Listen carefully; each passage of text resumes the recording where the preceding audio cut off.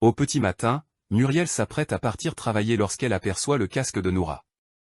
Lorsqu'elle le prend pour le lui ramener, Elliot le récupère et insiste pour le faire. De son côté, Noura raconte à Achille ce qu'elle a entendu dans le babyphone la veille. L'adolescent lui conseille alors de mettre fin à son contrat avec Elliot et Muriel.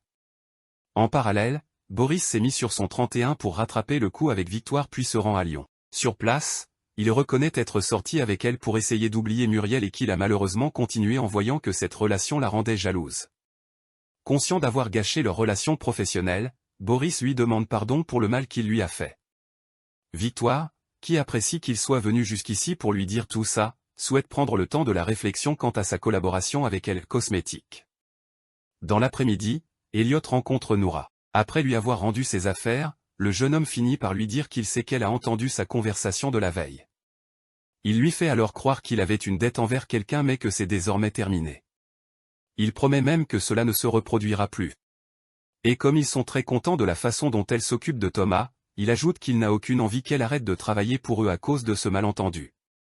Noura accepte et promet de ne rien dire à Muriel.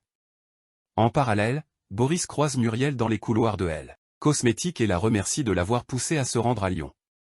Le jeune homme lui avoue ensuite qu'il s'est servi de Victoire pour tourner la page mais qu'il n'y arrive pas. Sans attendre, Muriel l'arrête puis lui annonce qu'elle va bientôt quitter l'entreprise. Depuis qu'il a monté sa boîte, Louis a mis la fac de côté.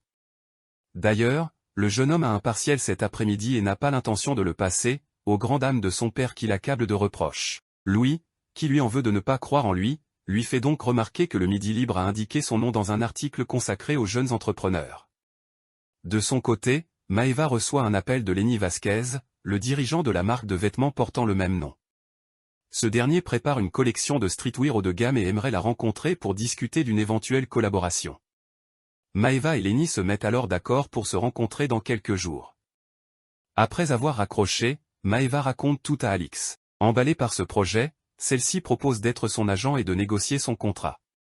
Plus tard, Louis rejoint Maëva à la galerie et l'informe qu'il a fabriqué 150 t-shirts supplémentaires. L'occasion pour Maëva de lui parler de la proposition de Lenny Vasquez.